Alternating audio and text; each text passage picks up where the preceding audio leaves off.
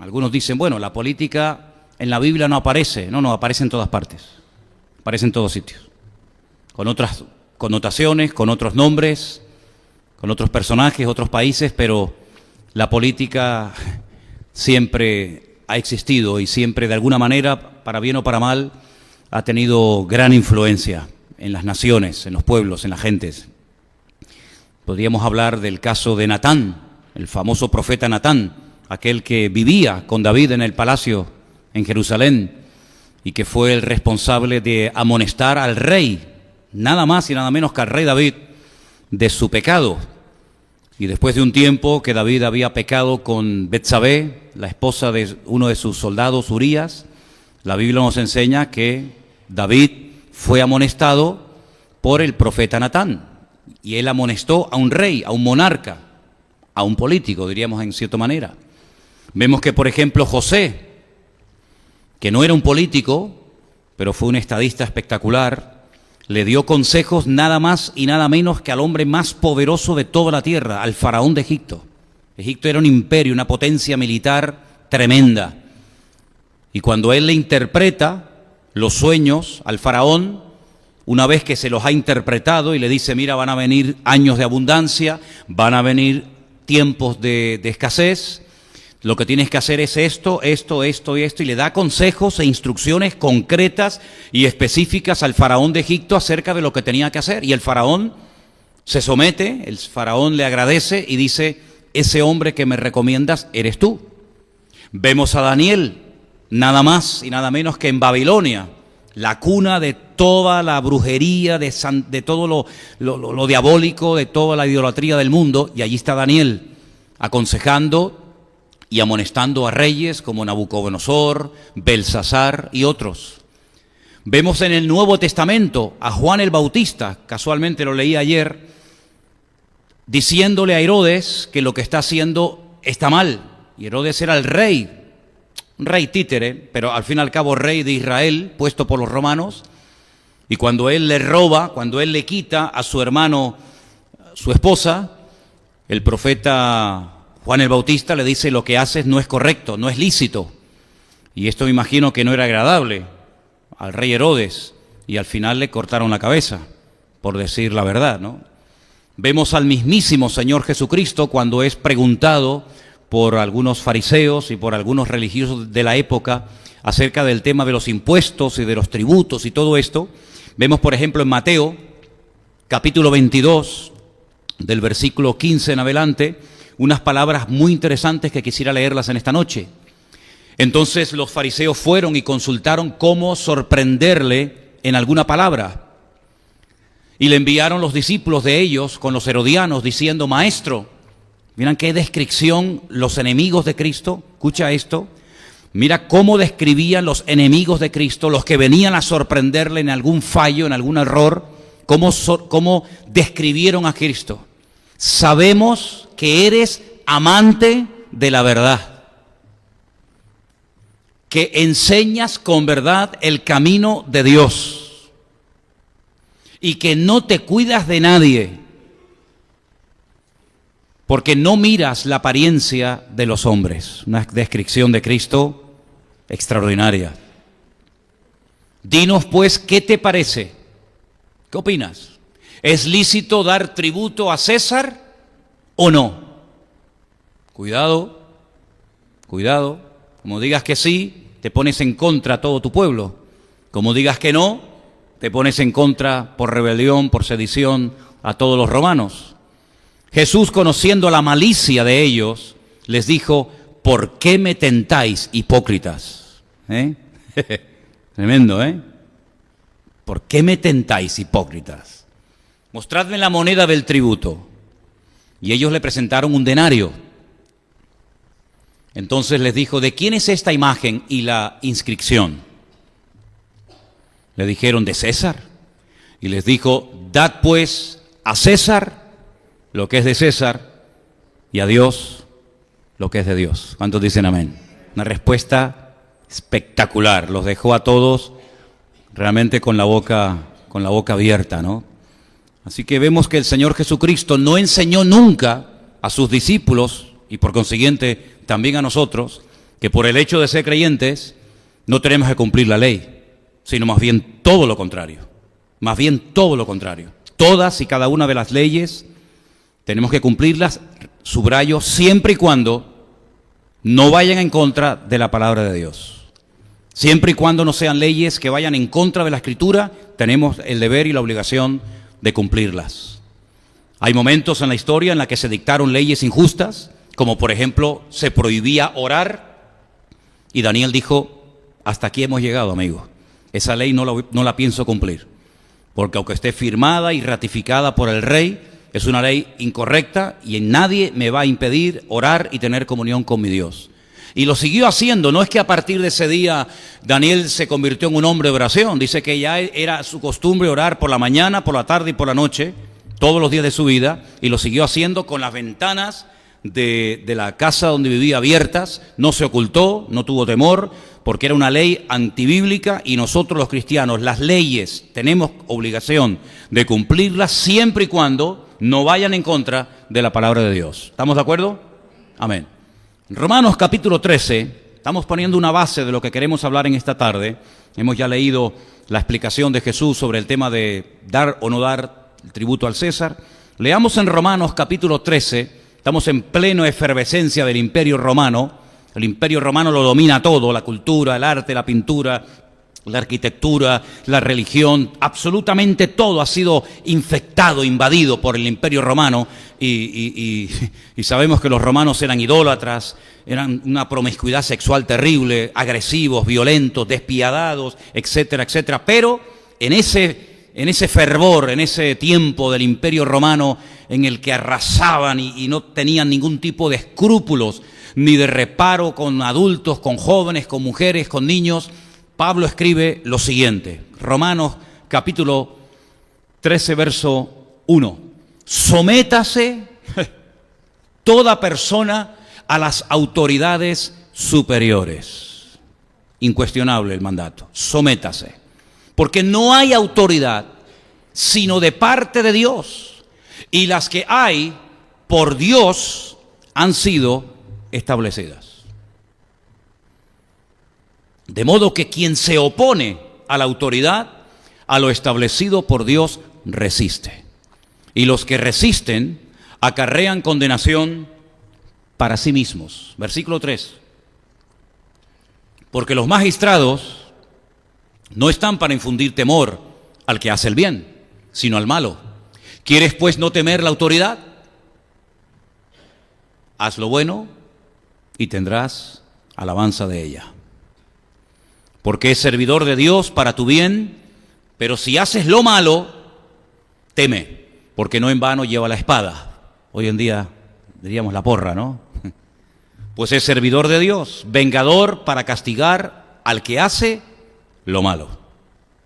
Por lo cual es necesario estarle sujetos, no solamente por razón del castigo, sino también por causa de la conciencia. Y termino con el verso 6 que dice: pues por esto pagáis también los tributos, los impuestos, porque son servidores de Dios que atienden continuamente a esto mismo. ¿Cuántos dicen amén? Así que he puesto como base estos dos textos, uno de Mateo capítulo 22, otro de Romanos capítulo 13, donde vemos que las autoridades, repito y subraya, siempre y cuando no vayan en contra de la palabra de Dios, hay que obedecerlas, hay que sujetarnos. No todas las leyes caerán de buen agrado en nuestra vida. Hay algunas leyes que nos gustaría que no existieran, pero aún así hay que cumplirlas. La madurez del creyente no se demuestra cantando. Cantar no cuesta nada. De hecho, lo hemos hecho ahora y podíamos haber estado 3/4 de hora más, y puede cantar incluso hasta el inconverso que entra por primera vez a una iglesia y no le cuesta nada, porque encima es acompañado por otros que cantan y le ayudan, y encima tenemos la letra, y etcétera, etcétera. La madurez del creyente se demuestra en muchos aspectos de la vida, y uno de los aspectos de la vida del creyente es someterse a aquellas autoridades y aquellas leyes que aparentemente nos pueden parecer duras, difíciles de cumplir, pero sin embargo, si es ley y no está en contra de la palabra de Dios, repito y dejo claro, tenemos la obligación de cumplirlas, cada una de ellas. A mí me gustaría, les soy sincero, poder ir a 160, 180 por las autopistas. A mí personalmente me encantaría, pero no puedo. Porque el límite de velocidad La autoridad en este país lo ha establecido a 120. Si queremos correr más de la cuenta, pues tendríamos que irnos al país de nuestra hermana Cordy, en Alemania, donde hay muchas autopistas, que ahí no hay límite de velocidad, pero nosotros no vivimos según las leyes de Alemania, nosotros vivimos según las leyes de España. Y hay leyes que nos pueden gustar más, nos pueden gustar menos, pero son las que hay. Y este es el país donde vivimos, y en el país donde vivimos los creyentes tienen que saber vivir y tienen que adaptarse. Y por ejemplo, si hubiéramos vivido en los primeros siglos de la era cristiana, existía la esclavitud. No era un delito tener esclavos, al contrario. Pablo escribe a los esclavos cristianos, repito, a los esclavos cristianos, y les dice, sujetaos a vuestros amos, y no creáis que porque algunos de ustedes tienen el privilegio de tener amos creyentes, le vais a servir peor, sino al contrario, si eres esclavo y tu amo es creyente, tienes que servirle mejor, primero porque es tu amo, y segundo porque es tu hermano en Cristo. ¿Qué te parece? En ningún momento el apóstol Pablo, ni Pedro, ni Juan, ni Santiago, ni ningún apóstol, ni el mismo Cristo dijo hay que abolir la esclavitud. En ningún momento, sino más bien todo lo contrario. Y cuando Pablo conoce en Roma a un esclavo que se ha fugado de casa de su amo, de Filemón, y lo lleva a los pies de Cristo, no le dice, bueno, pues ahora que eres mi hermano en Cristo, quédate aquí conmigo, borrón y cuenta nueva, sino que escribe una carta preciosa, que la tenemos, por cierto, aquí en nuestras Biblias, que es la carta de Pablo a Filemón, y le dice, y ahora vete a casa de tu amo y da la cara. Da la cara. No te preocupes, yo voy a interceder por ti, Filemón es mi amigo, Filemón es mi hermano en Cristo, en su casa hay una iglesia que la pastorea Lucas, tú no te preocupes, que yo voy a hacer todo lo posible para que Filemón te reciba. Y ahí empieza un juego de palabras. Sabemos que la palabra onésimo significa útil. Pero Pablo dice, que en otro tiempo te fue un inútil, ahora te es útil tanto a ti como a mí. Te pido que lo recibas, que tengas misericordia, que lo recibas como un hermano, no como a un prófugo de la ley, sino como a tu hermano en Cristo. Y si en algo te defraudó, si algo te robó, si algo te hizo daño, pues ponlo a mi cuenta que yo lo pago. Es decir, vemos que en ningún momento el apóstol Pablo incita a Onésimo a rebelarse en contra de su amo, sino más bien todo lo contrario, a dar la cara y a tratar de solucionar las cosas de la mejor manera. Ahora bien, trasladando todo esto a nuestro tiempo actual, pleno siglo XXI, y en este país tan lleno de mezclas y tan complicado y a veces tan difícil de entender como es España. Sé que en esta noche hay hermanos que han venido de otros países. Sé que aquí entre nosotros hay argentinos, cubanos, venezolanos. ¿Qué más? Uruguayos. Sí, argentinos. En fin, de Ecuador. Bueno, todos nosotros tenemos algo en común y vivimos todos en el mismo país. Y este país de España, yo he tenido el privilegio de conocerlo un poco. Mis padres son españoles, mi padre ya murió, mi madre aún sigue con vida, los dos son españoles o fueron españoles, mi padre. Mis abuelos nacieron en España, los conocí. Mis bisabuelos los conocí por parte de mi abuelo, también eran de España. Mi bisabuelo fue alcalde de Arrecife de Lanzarote, 1800 y pico, antes de huir rumbo a Cuba en un barco de vela, y después fue a Argentina y posteriormente llegaron a Venezuela. Es decir, que conozco un poco este país. Este país es un país lleno de mezclas, porque por este país de España han pasado todos los que te puedes imaginar y conozcas. Han pasado los celtas, los íberos, los fenicios, los suevos, los vándalos, los alanos, los romanos, los árabes, los judíos, y ahora los argentinos, los bolivianos, los chilenos, los dominicanos, que por este país ha pasado absolutamente todo el mundo.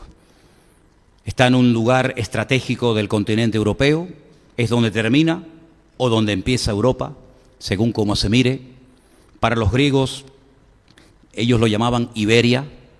Iberia era España para los griegos, Hispania, que significa país de metales preciosos, para los romanos. Y cada uno de los que han pasado han dejado su cultura, sus tradiciones, sus palabras, etcétera, etcétera. Por lo tanto, cuando hablamos de España no hablamos de un país homogéneo, Si juntáramos a un gallego, a un andaluz, a un vasco, a un canario, a un catalán, a un madrileño, aunque todos hablan el mismo idioma, aparentemente, la diferencia de una región a otra es tan abismal que a veces cuando saltas de una provincia a otra parece que te has ido de España y has llegado o has aterrizado en otro lugar. Se hablan oficialmente 4 idiomas oficiales, pero luego hay más de 16 dialectos que se hablan en diferentes partes del país, como el aranés, el ibicenco, el mallorquín, el valenciano y tantos dialectos que se enseñan y se hablan. Es un país que realmente es un misterio que permanezca unido, porque es tan diferente una persona del norte a una persona del sur, o una persona de Castilla, a una persona de Cataluña, o a un vasco, o a un gallego, que es realmente algo milagroso el que España se haya mantenido, digamos, unida durante tantos siglos. Hay algunos refranes muy conocidos cuando se habla de España, tomé nota de alguno de ellos. Este, por ejemplo, me llamó mucho la atención. Para unos, para los romanos y para otras personas, decían que España tiene que ser el país más fuerte del mundo, porque los españoles llevan siglos intentando destruirlo y aún no lo han conseguido.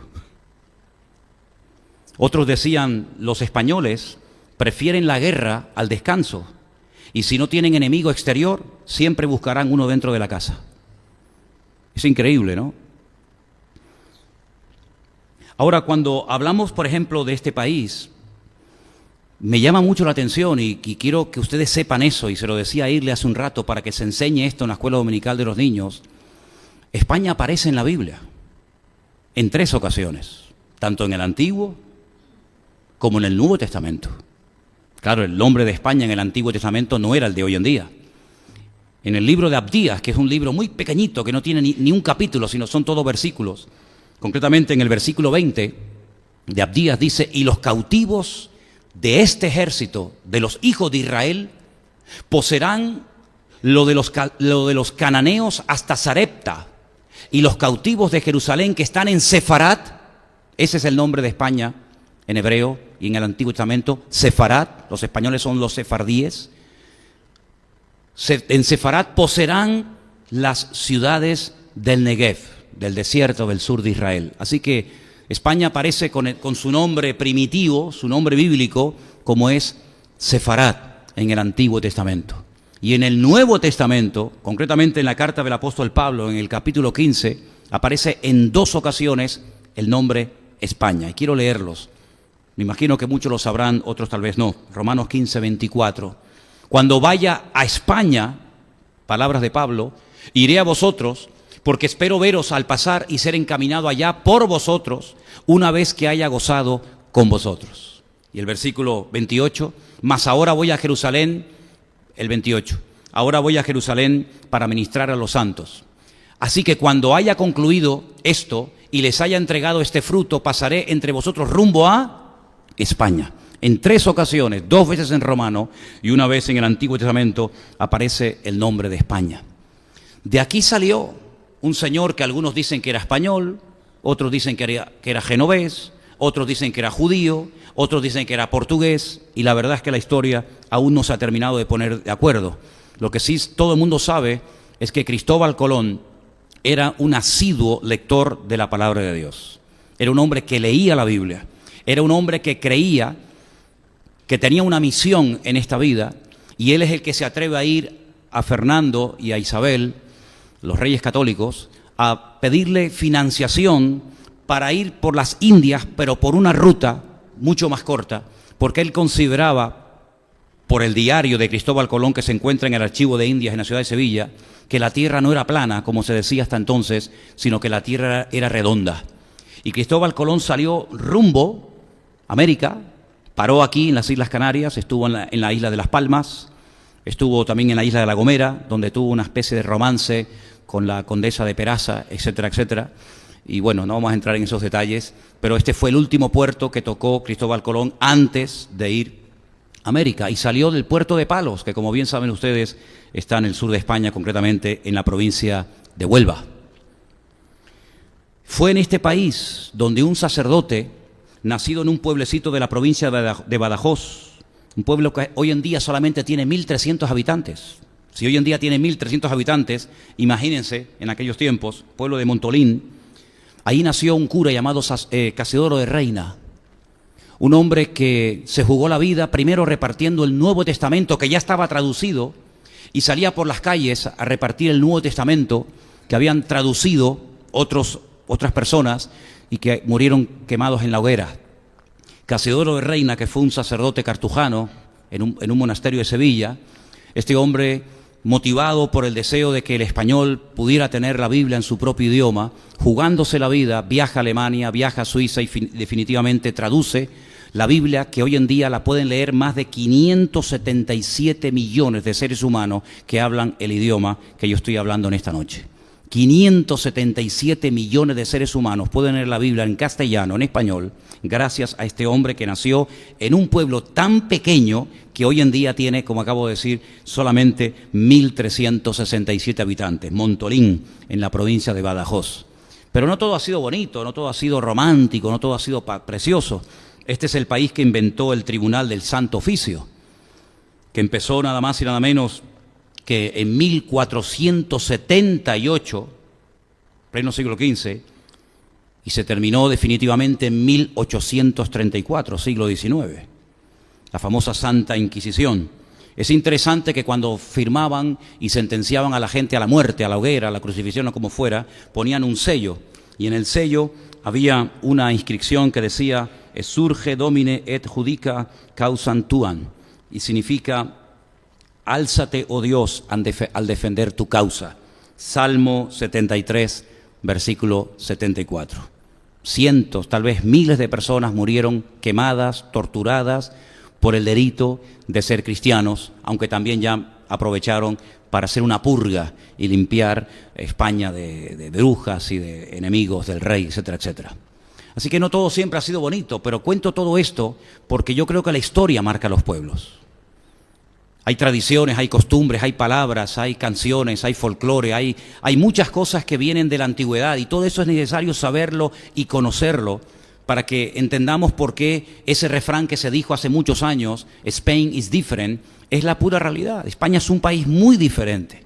No sé cuántos de ustedes conocen lo que llamamos nosotros la península, pero es realmente un país lleno de mezclas. Lo que comen, lo que cantan, cómo vive la gente en el País Vasco es completamente diferente a cómo vive un andaluz de Sevilla. O te vas, por ejemplo, a Cataluña, que nunca fue un reino independiente, siempre formó parte del reino de Aragón. Esa es la pura realidad. Cómo vive un catalán, cómo piensa un catalán, qué canta un catalán, cómo vive, cómo come, cómo actúa frente a la vida y lo comparas, por ejemplo, con un extremeño y no tiene absolutamente nada que ver. O por ejemplo, un canario con un gallego, o un gallego con un madrileño con uno de Cuenca. ¿Sí? Son como países dentro del mismo país. Ahora, poder llevar a este país a los pies de Cristo no ha sido tarea imposible, porque hubieron momentos en la historia en los que miles de personas abrazaron la reforma que se estaba produciendo en el corazón de Europa a través de aquellos grandes hombres de Dios que se utilizó en su momento el Señor de ellos, aunque no eran personas perfectas, ni mucho menos, pues no ha sido tarea fácil. En España ha habido mártires, en España ha habido gente que ha dado su vida por la causa del Evangelio, pero no hablo del siglo XIV, del siglo XV, del siglo XVI. Hablo de épocas mucho más tempranas y cercanas a nosotros, donde era un delito salir a la calle a predicar el Evangelio, donde había personas que eran expulsadas de trabajos o no los aceptaban simplemente. Y Elena podría contar experiencias personales de cómo no le dieron un trabajo en un momento determinado porque dijo que era una cristiana evangélica, o en algunas ocasiones cuando yo era mucho más joven y salía, por ejemplo, por las calles a predicar en el puerto de la Cruz, en la Plaza del Charco, nos llevaban detenidos a comisaría por el delito de predicar el Evangelio al aire libre, o nos confiscaban las Biblias o los folletos que repartíamos en la playa de las Canteras hace años atrás, porque estaba totalmente prohibido y no se podía. Ahora bien, nosotros tenemos a la vuelta de la esquina, concretamente el día domingo, algo que yo he considerado en esta ocasión más que nunca, algo muy importante y creo mi deber hablar acerca de lo que se nos va a presentar el próximo domingo a millones de españoles que tendrán la oportunidad y la libertad de poder elegir, de poder votar y decidir en cierto sentido su destino. Comenzábamos el culto con un proverbio que yo quiero que lo volvamos a poner otra vez y que lo tengamos muy, pero que muy presente. Porque la Biblia nos dice que debemos de orar, ahora lo vamos a leer, por las autoridades, someternos a las autoridades, por supuesto, pero tengan en cuenta lo que dice Proverbios, y esto es sabiduría por escrito del rey Salomón. El rey Salomón era un monarca tremendamente poderoso, era un rey, dominaba todo el territorio de Israel, y él escribió, y él dijo que cuando los justos gobiernan, hay alegría en el pueblo. Pero también dijo en ese mismo proverbio que cuando los impíos, los enemigos de Dios, los enemigos de la palabra de Dios, gobiernan y ejercen autoridad y dominan, el pueblo gime, el pueblo sufre y el pueblo realmente lo pasa mal.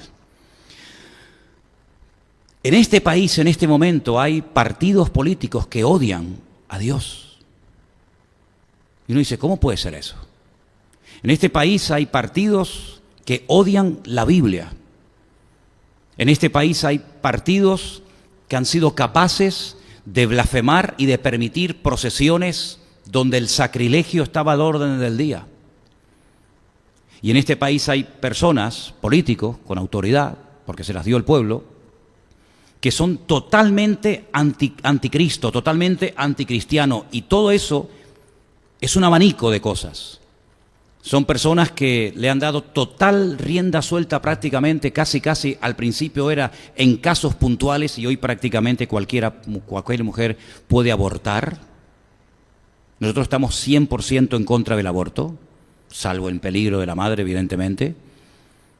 Pero partidos que tienen una especie de monotema y uno de ellos es el aborto. El aborto no se puede tocar porque es el derecho que se han ganado las mujeres de este país a pulso. Dijo una vez un gran filósofo español, algún día la humanidad reconocerá que el aborto es un crimen contra la humanidad misma. Algún día el hombre se dará cuenta que matar a su propia especie es lo peor que se puede hacer. Se habla del derecho de la madre, pero ¿quién defiende el derecho del niño? Se habla de que no es un ser vivo, se cambian los adjetivos, pero aunque la mona se vista de seda, mona se queda.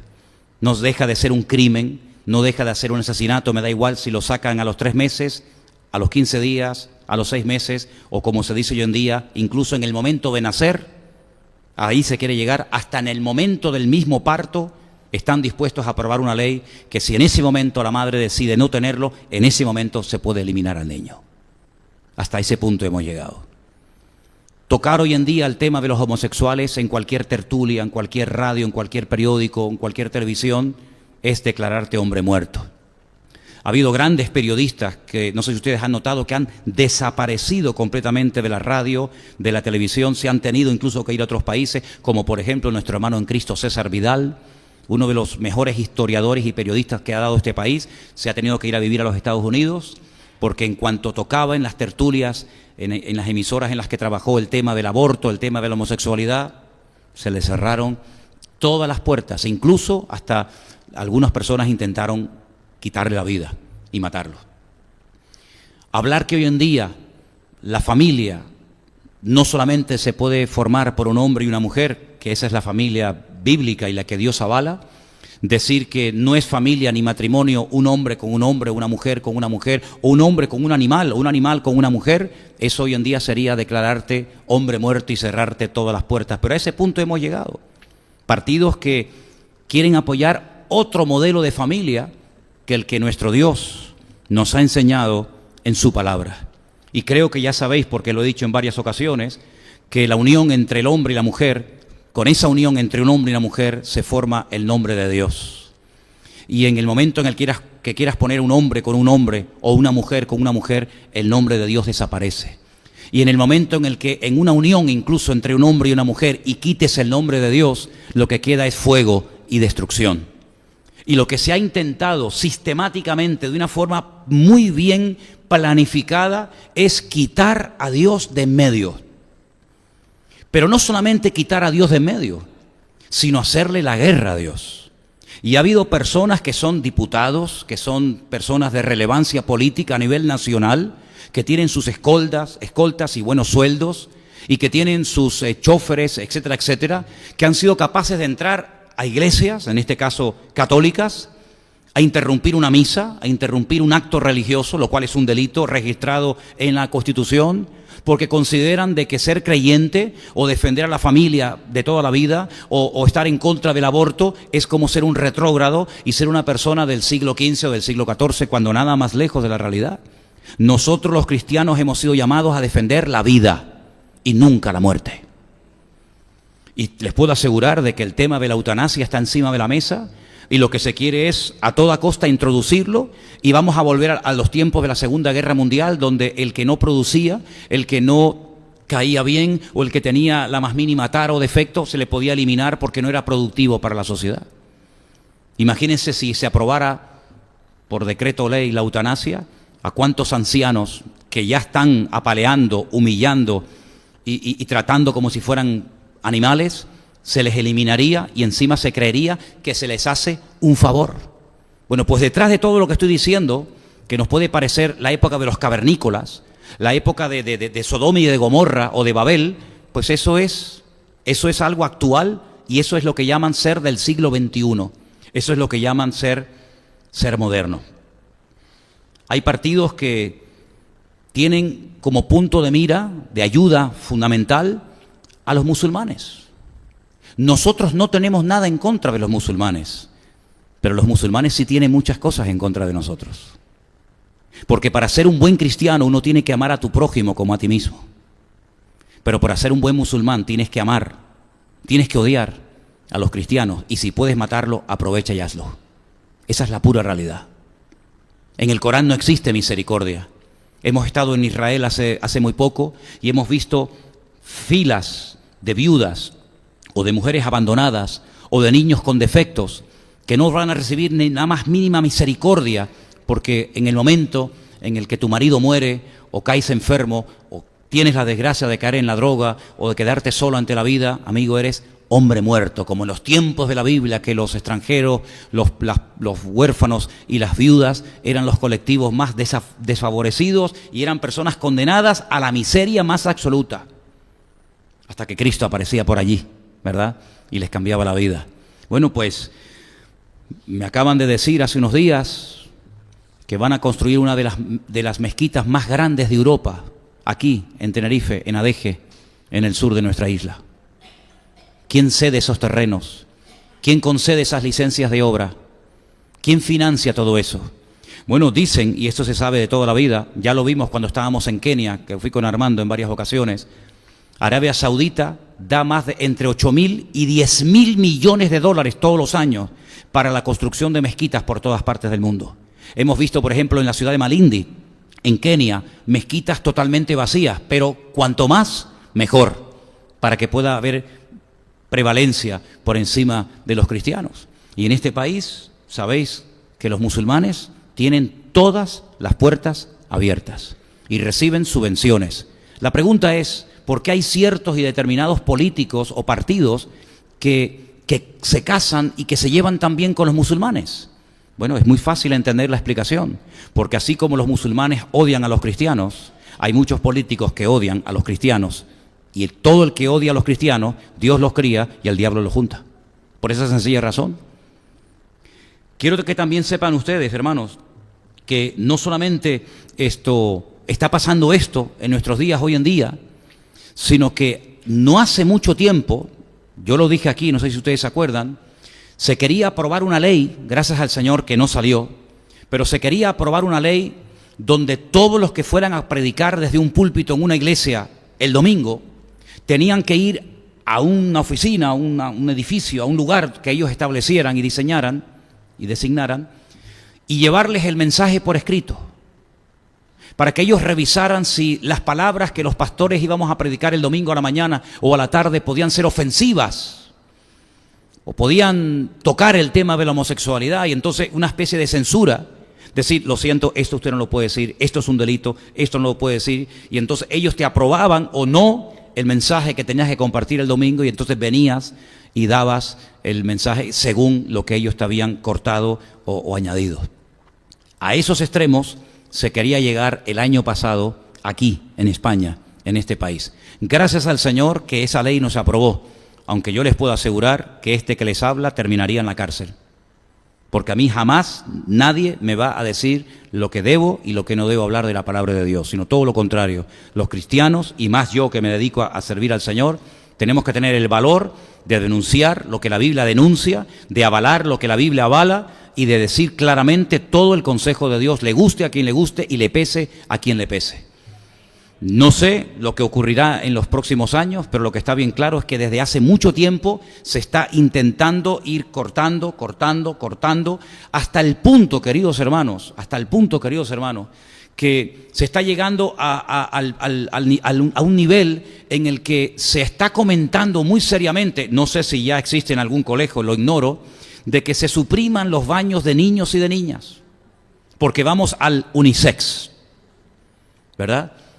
Ya hay un montón de cosas unisex, ya cuando pasas por una peluquería, ya es peluquería unisex, si hay ropa unisex, si hay gimnasios unisex, y iglesias unisex, etcétera, etcétera, ¿no? Pero la Biblia hace una gran diferencia.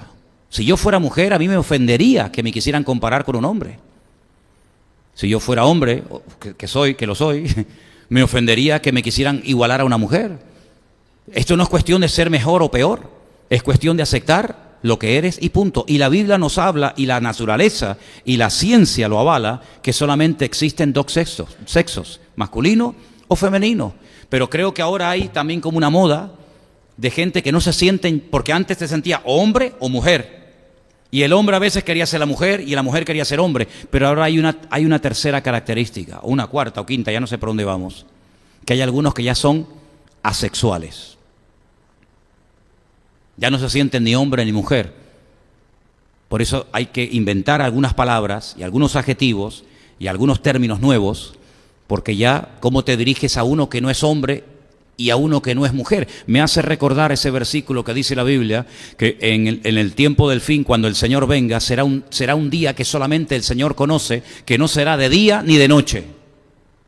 Y uno dice, ¿cómo será ese día? Porque o es de día o es de noche. Ese día solamente lo conoce el Señor. Pues hemos llegado a un punto en el cual hay niños, jovencitos, ¿verdad?, que ya dicen que no se sienten ni hombre ni mujer.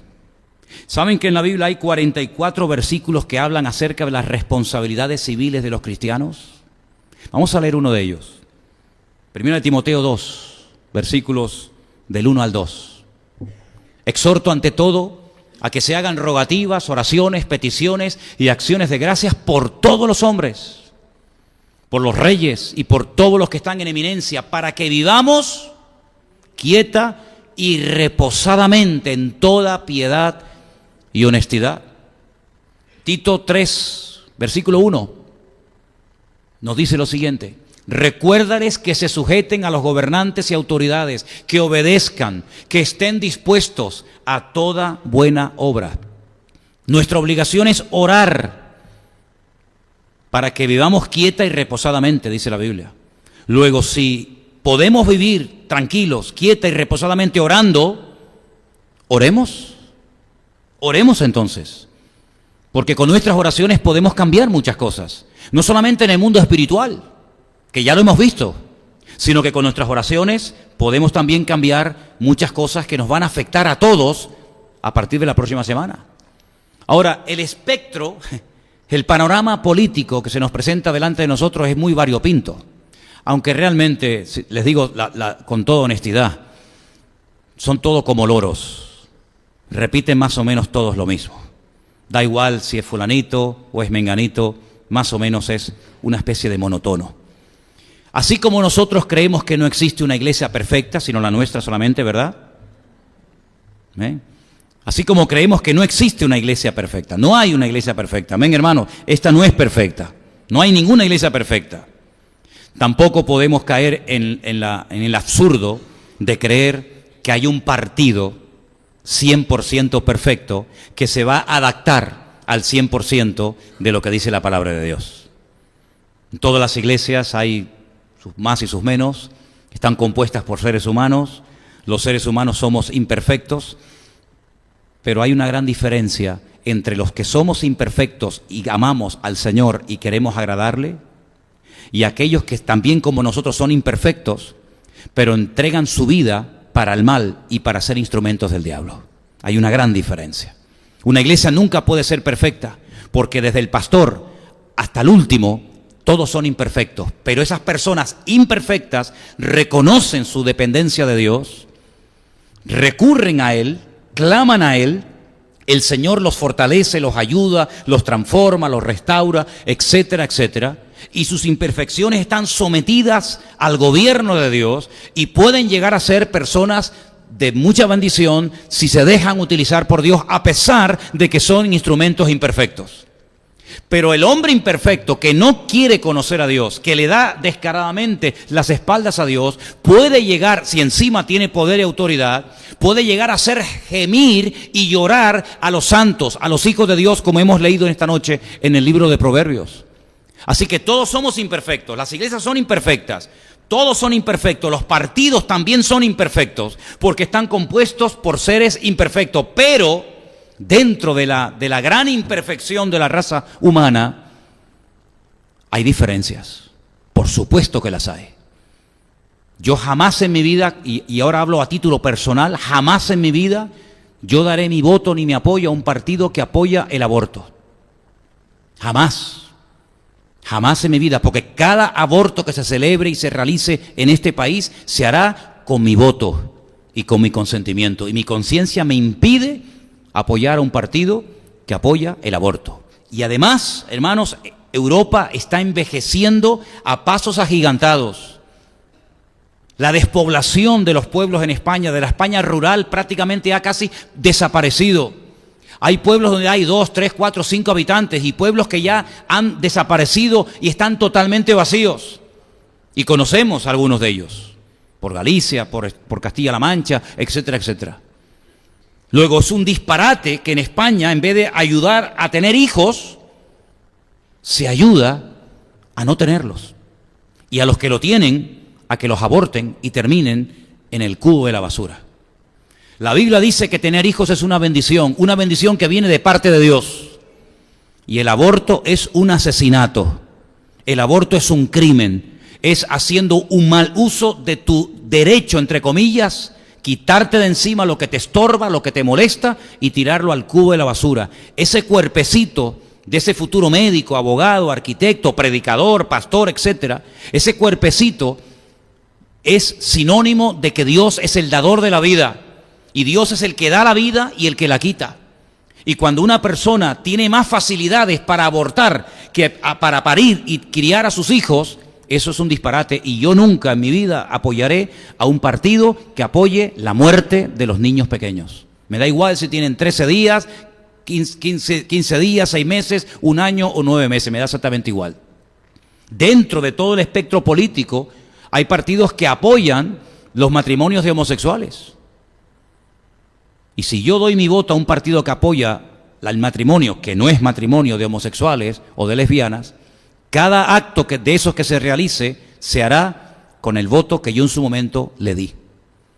Por lo tanto, creo que lo importante es, dentro de lo que se nos ofrece, dentro de lo que hay, buscar lo que más se ajusta, lo que más se asemeja, lo que más respeta los mínimos de valores y de principios fundamentales, como por ejemplo el principio de la vida.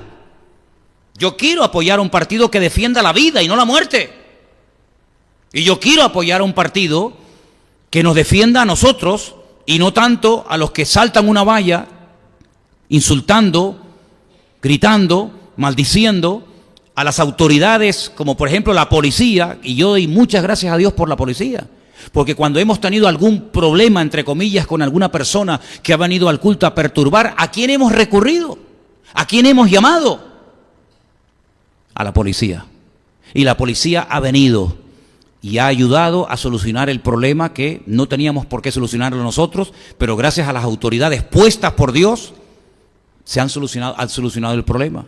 Y no es la primera vez ni la última que cuando veo a policías, yo me acerco a ellos y le digo, soy fulanito de tal, pastor del Centro Evangélico Vida Nueva, de la calle Garcilaso La Vega número 13, le doy las gracias por el trabajo que estáis haciendo. Estamos orgullosos de ustedes. Y no me avergüenza al decirlo, sino todo lo contrario. ¿Qué quieren que les diga? Y yo quiero sinceramente que todos y cada uno de nosotros afinemos nuestra conciencia. porque el domingo millones de personas iremos a votar y en conciencia tenemos que decir, Señor, yo voy a apoyar lo antibíblico, yo voy a apoyar lo que se ríe y se mofa de ti, yo voy a apoyar personas que apoyan la muerte en vez de la vida. Todas esas cosas tenemos que ponerlas delante de Dios y orar y decir, Señor, ayúdanos a no equivocarnos, a no apoyar lo incorrecto, a no apoyar lo que no es bíblico. Miren, Juan el Bautista podía haberse callado la boca. ¿A ti qué te importa si Herodes se está acostando con su cuñada? Déjalo a él, tú cállate, tú predica el Evangelio. No, pero es que el Evangelio no solamente es predicar y hablar de Cristo. El Evangelio y la responsabilidad de un siervo de Dios y del creyente es denunciar el pecado, dice la Biblia, ¿sí o no? Juan el Bautista podía haberle dicho, bueno, total, a mí qué más me da, miro para otra parte. No. Y cuando Herodes, el rey de Israel, le dijo a Cristo que quería hablar con él y conocerlo personalmente, Cristo podía haber dicho, qué maravilla, el rey nos quiere visitar, vamos, hoy por lo menos comeremos calentito.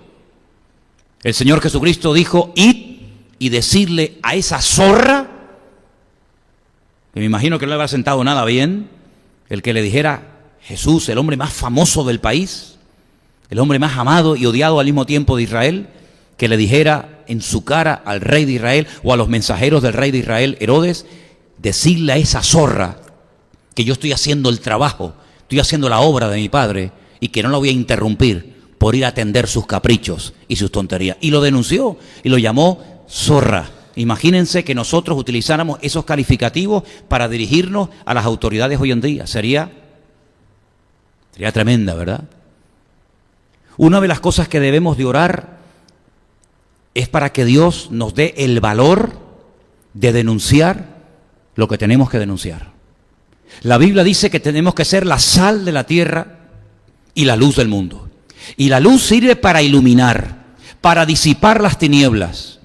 Y la sal servía para evitar el proceso de descomposición de los alimentos. ¿Cómo vamos a atravesar el desierto con carne y con pescado si no la salamos? Esos animales, eso que hemos pescado o cazado, se va a pudrir por el camino y no vamos a poder hacer uso de ello. Y la sal se usaba para evitar el proceso de descomposición. Y la iglesia, hermano, tú y yo, hemos sido puestos en esta tierra para frenar el proceso de descomposición y por lo menos para denunciar el pecado. Y si quieren seguir pecando, allá ellos, pero nunca podrán decir que no hubo profeta en Israel, como dice la Biblia. Por lo tanto, cuando se nos presente la oportunidad de hablar en tertulias, con vecinos, con amigos, compañeros de trabajo, de la universidad, donde sea, donde sale el tema de la homosexualidad, el tema del aborto, el tema de esto o el tema de aquello, hermanos, hagamos acto de presencia, no nos quedemos callados, digamos lo que Cristo diría en ese momento si estuviera en nuestro lugar. Y por otra parte, dejando un poco el tema espiritual a un lado, yo sinceramente siento en mi corazón que este país necesita un cambio.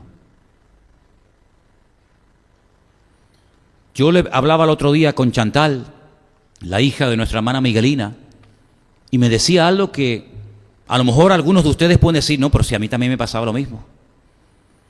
Ella me dijo que en su país, en la República Dominicana, cada mañana antes de entrar a clase, se cantaba el himno nacional y se levantaba la bandera.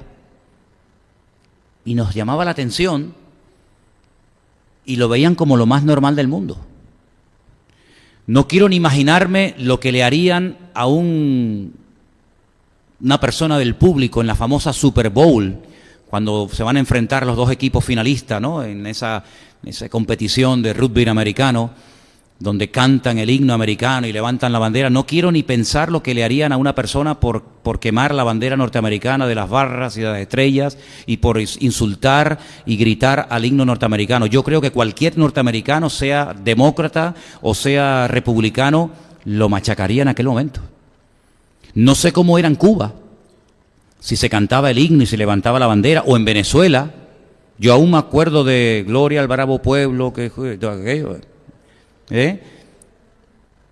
Venezuela podrá estar hecha a pedazos y podrás estar a favor de uno o en contra de otro, pero que al venezolano no le toquen su bandera y que al venezolano no le toquen su himno.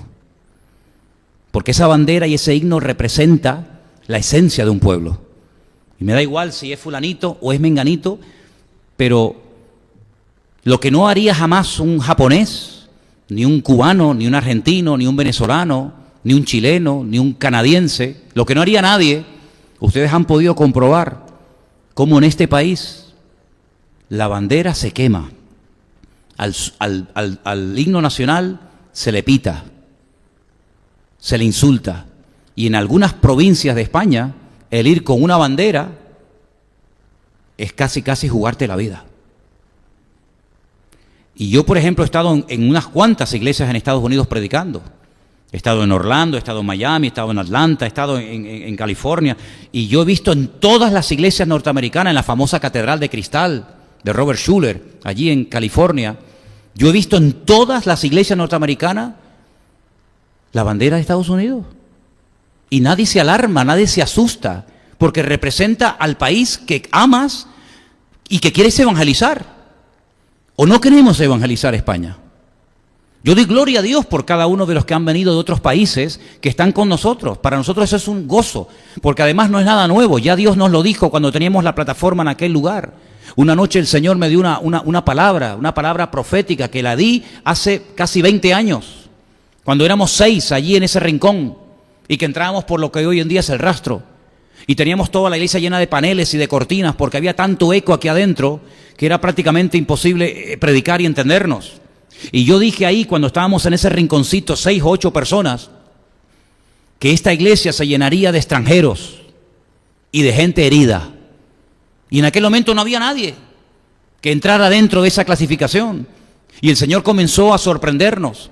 Incluso llegamos a tener en el Puerto de la Cruz la Fiesta de las Naciones, donde vino Antena 3 y donde vinieron las radios y donde vinieron las televisiones en el Día de las Naciones, porque llegamos a tener un montón de hermanos de diferentes países entre nosotros. Y para nosotros es un privilegio el tener hermanos de Colombia, de Venezuela, de Argentina, chileno, cubano, etcétera. Es un gozo. Pero seamos sinceros, lo que nosotros debemos de orar y pedirle al Señor es que se convierta gente de aquí. Porque la mayoría del latino que viene ya viene evangelizado o convertido y busca solo la iglesia. Y no es tan complicado que hermanos latinos como ustedes vengan a esta congregación o a otra. Pero lo que es complicado y lo que debe ser nuestra meta es orar para que se conviertan canarios. Y se convierta el de la tienda y el del supermercado y el de la ferretería y el vecino de arriba. Y debemos de orar para que se convierta gente de aquí. Amén, hermanos. Pero ¿cómo los vamos a alcanzar si no los amas? ¿Cómo vas a evangelizar a una persona de un país del cual estás todo el día hablando basura y quejándote por todo lo que hace y por todo lo que es? España tiene muchos defectos, no nos cabe la menor duda. A mí me han operado 4 veces. 4 veces he estado en la mesa de un quirófano y yo no he pagado ni un centavo. Me operé en Sevilla, me operé en Burgos y me operé 2 veces en Tenerife. Y yo doy gracias a Dios, porque yo no tuve que llevarme las sábanas, ni las toallas, ni las curitas, las tiritas, ni me tuve que llevar nada. Y yo doy gracias a Dios porque a mí me atendieron. Y doy gracias a Dios que Elena ha parido 2 veces y las 2 veces nos han atendido sin ningún problema. ¿Que hay una lista de espera? Claro, faltaría más. Faltaría más que no haya una lista de espera. Pero en Estados Unidos, si no tienes un seguro privado, te mueres como un perro. Y si el seguro que tienes contratado no cubre toda la asistencia sanitaria, te cogen y te ponen en la puerta de la calle. Porque alguien me dijo en Estados Unidos que lo más caro en Estados Unidos es nacer y morir. Ay, amigo. Y aquí, gracias al Señor, nuestra seguridad social, vamos a decir que es gratis, ¿no? Aunque la pagamos entre todos. Yo uso un spray cuando me dan ataques de asma que vale 75 euros. Y cuando lo voy a pagar, creo que me cobran 50 céntimos o algo así. Para mí eso es un privilegio. Si yo tuviera que comprar ese spray cada vez que me da un ataque de asma, imagínense ustedes. Gracias a Dios que me dan, como dicen aquello, de Pascuas a Ramos, ¿no? Pero yo doy gloria a Dios por eso. Y yo doy gloria a Dios de que nosotros hemos podido estar en este local 18 años y nunca se ha metido nadie con nosotros. Y podemos predicar con total libertad y salir a la plaza de la esquina a repartir folletos. Y ¿saben qué? Una noche estábamos Anderson y yo hablando en la puerta de la iglesia y pasó una pareja de venezolanos recién llegados. Y eran como las 11:00 de la noche, estaban todo el rato mirando para todos lados. Y Anderson le dijo, miren, escuchen una cosa, relájense. Dice, no, es que mira, digo, relájense. Aquí no va a pasar nada. Aquí no va a pasar nada. Y nunca me olvidaré cuando fui a buscar a unos hermanos que vivieron con nosotros en casa un tiempo, unos hermanos de Argentina, que cuando entré con el coche a la puerta de la iglesia, él se bajó corriendo y empezó a cerrar toda la puerta y le digo, oye, ¿qué te pasa? Dice, no, es que se nos pueden colar. Digo, ¿quién? Las ratas, las cucarachas, lo único.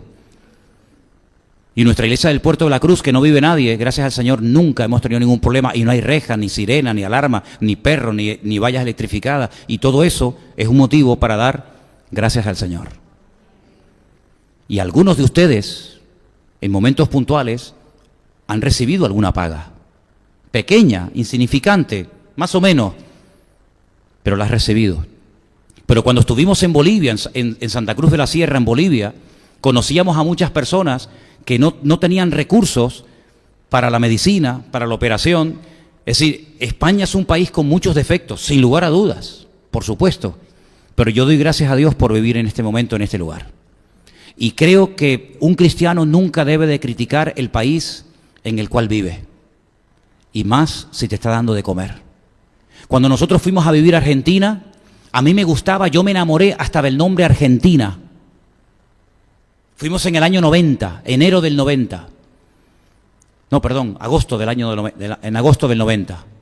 Y cuando llegamos a Argentina, el mate, yo tomaba litros de mate, que para mí no sabía nada, pero yo quería ser un argentino más.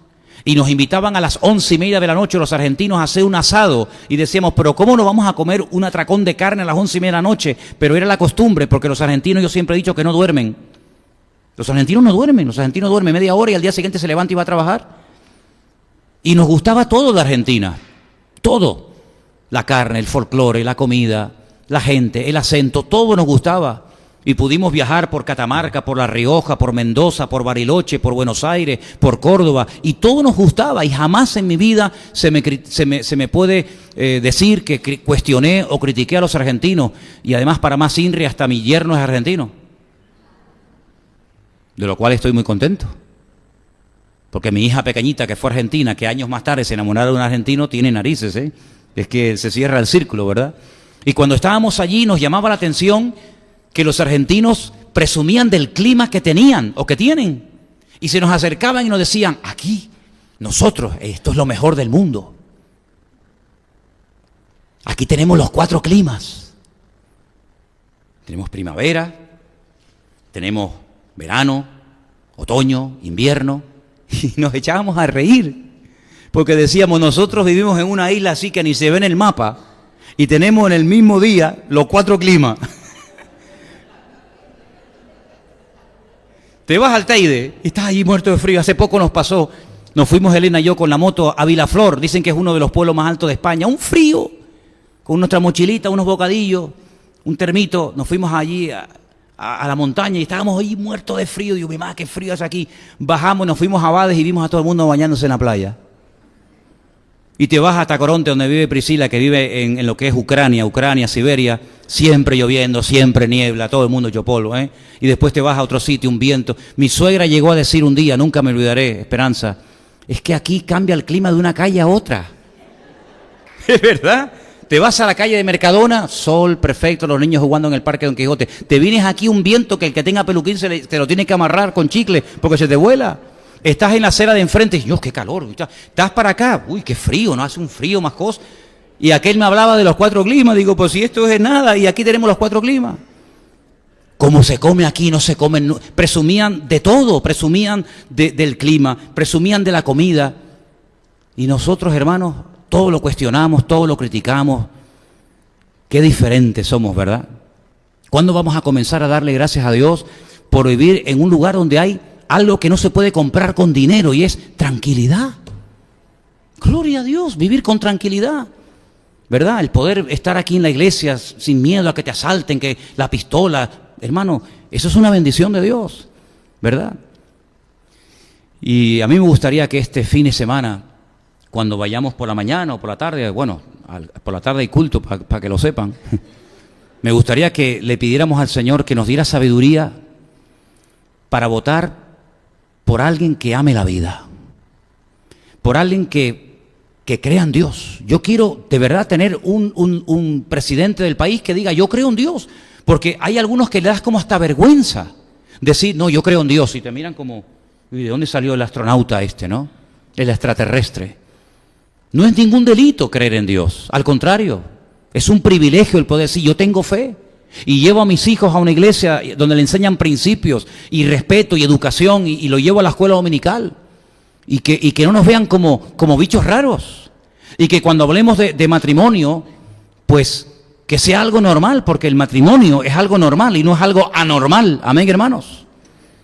Así que me gustaría que en esta tarde oráramos al Señor, porque yo creo que ha llegado el momento de ser valientes, ¿sabes?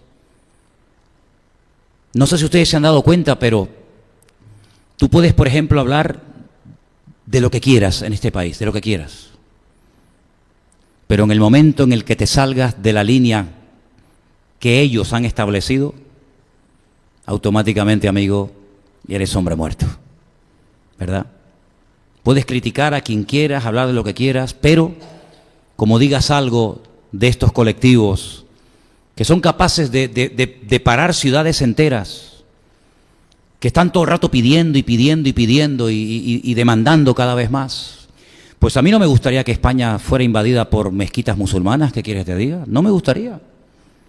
A mí me gustaría que España fuera invadida por iglesias cristianas que predican el Evangelio y que nos dieran facilidades a nosotros los pastores. Sinceramente me gustaría eso.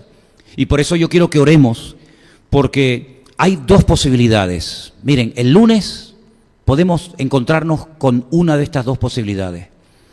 O Dios permite, por la razón que Él quiera, que venga un tiempo de sacudida a la iglesia, un tiempo de vara, que Él lo puede permitir, como lo está permitiendo en otros países, para llevar a su población de rodillas, o puede permitir un tiempo de alivio para la iglesia del Señor.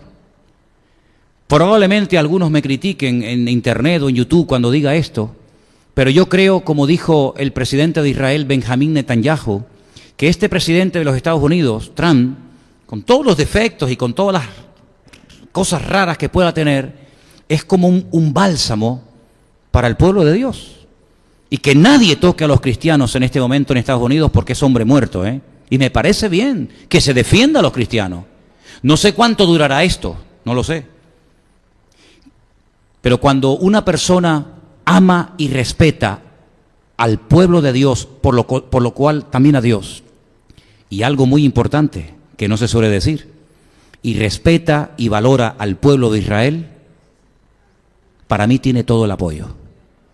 Me da igual que esa persona tenga sus defectos como yo tengo los míos, pero cuando una persona respeta la Biblia, respeta la creencia en Dios, respeta la familia, es pro vida y no pro muerte, y encima habla bien del pueblo de Israel, ¿yo qué quieren que les diga, hermano? A mí me da paz, aunque cometerán sus errores, como todos los seres humanos cometerán sus errores, porque por eso somos seres humanos, ¿verdad?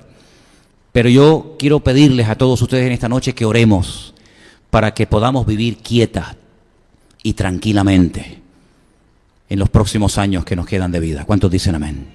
Nos ponemos de pie, queridos hermanos. Vamos a ponernos de pie. Y tengo algo aquí apuntado, lo puedo enseñar a los que quieran, para que vean que no me estoy inventando nada ahora, ni improvisando. Y me pregunté, ¿digo esto o no lo digo? Lo voy a decir. Quiero que los hermanos y los creyentes que se congregan en esta iglesia amen el lugar donde vivimos. No creo que esté pidiendo nada exagerado. Yo sé que la tierra tira, yo sé que tienen familiares en sus países, pero todos los que estamos aquí debemos de vivir el lugar donde Dios ha querido que nuestros padres nacieran, se conocieran, se casaran y naciéramos nosotros. Y eso no ha sido casualidad. Yo creo que el Señor ha permitido que mis padres, que se conocieron en Caracas, en Venezuela, se enamoraran, se casaran. Yo nací en Caracas, viví los primeros 10 años de mi vida, pero creo que el Señor tiene el control de todos y cada uno de los detalles de nuestra vida. Y a mí me gustaría que pudiéramos orar como el Señor oró por Jerusalén y lloró y se quebrantó. Podía haber dicho pecadores, inmundos, hipócritas, falsos, pero Él cuando llegó a Jerusalén lloró y dijo: Jerusalén, Jerusalén, hacen las cosas mal, matas a los profetas, apedreas a los enviados que yo te envío, pero yo he querido juntar a mis hijos como la gallina junta a sus polluelos, y no maldice a Jerusalén, no maldice a Israel, sino que ora y se quebranta por su pueblo y por su ciudad. Y a mí me gustaría que nosotros, algunos de ustedes sé que no sois de aquí, pero que pudiéramos orar y decir: Señor, bendice a España, que se conviertan miles de jóvenes al Evangelio, que se conviertan miles de familias al Evangelio, y que desde aquí pudiéramos salir a evangelizar a otras naciones y pudiéramos mandar misioneros a otras partes. ¿Por qué no, hermanos? ¿Por qué no? Si oramos con fe y bendecimos a esta tierra, yo creo que las cosas pueden cambiar. El diablo se ha ensañado, el diablo ha hecho barbaridades en este lugar, pero ¿quién tiene el poder? ¿Quién tiene la autoridad? ¿Quién tiene la última palabra? El Señor. Pues clamemos al Señor en esta noche para que el Señor mueva todo, y vamos a aceptar la voluntad de Dios. Por supuesto, faltaría más, pero lo que esté de nuestra parte vamos a hacer todo lo que podamos para que todo se haga lo más cerca de la palabra posible. Aunque vuelvo a repetir, nunca vamos a encontrar el 100% de lo que nos gustaría, pero por lo menos dentro de lo que se nos ofrece, hermano, busquemos lo más cercano a los principios de la palabra de Dios. Padre Celestial, te damos muchísimas gracias en esta tarde por el privilegio que nos das de orar por este país.